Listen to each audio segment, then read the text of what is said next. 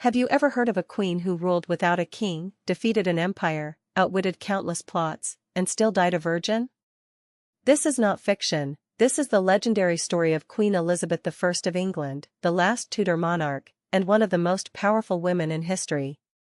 Stay tuned as we uncover her rise, her rivals, her impossible choices, and the golden age she built from blood and betrayal.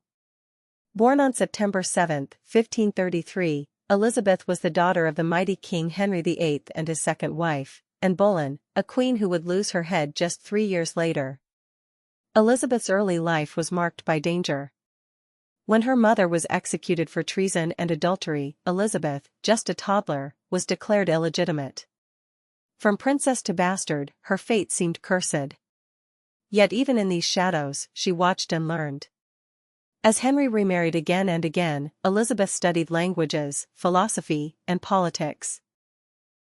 She grew into a woman of sharp wit and extraordinary intelligence, fluent in Latin, Greek, and French. But as the daughter of a disgraced queen, she knew too well, power came with a price. When Henry died, Elizabeth's half-brother Edward VI became king, but he died young. His death sparked a vicious struggle. Eventually, Elizabeth's older sister Mary Tudor, a devout Catholic, took the throne. Queen Mary saw Elizabeth, a Protestant and a popular alternative, as a threat. Elizabeth was imprisoned in the Tower of London, the same place where her mother had been executed. She was interrogated, accused of treason, and left to wonder, would she ever leave the Tower alive? But Elizabeth played her part wisely. She swore loyalty, avoided open defiance, and survived. Mary I, Bloody Mary, her Catholic sister, known for burning Protestants.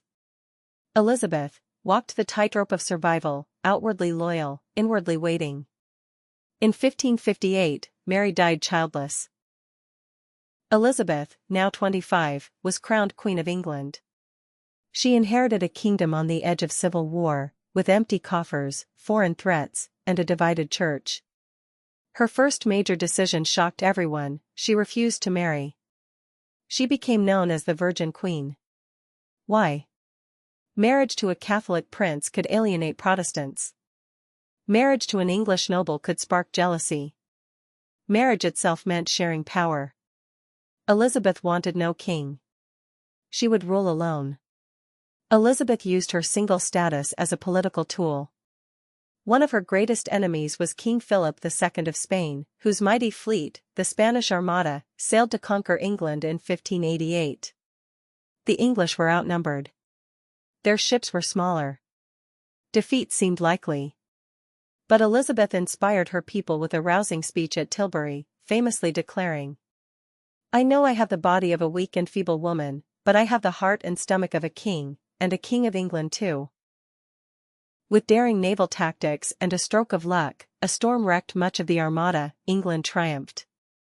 Elizabeth's legend was sealed. Tool.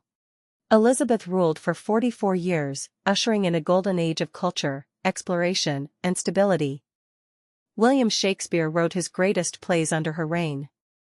Sir Francis Drake circumnavigated the globe. England became a global player. She died in 1603 at age 69. She had no heir. With her death, the Tudor dynasty ended, but her legend never did. Elizabeth I was more than a queen. She was a master strategist, a symbol of national pride, and a pioneer who ruled a world that told women they couldn't.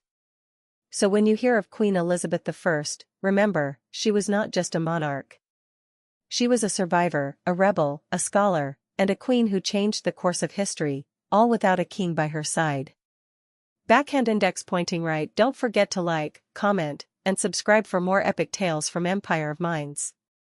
History is more than facts, it's the story of how we became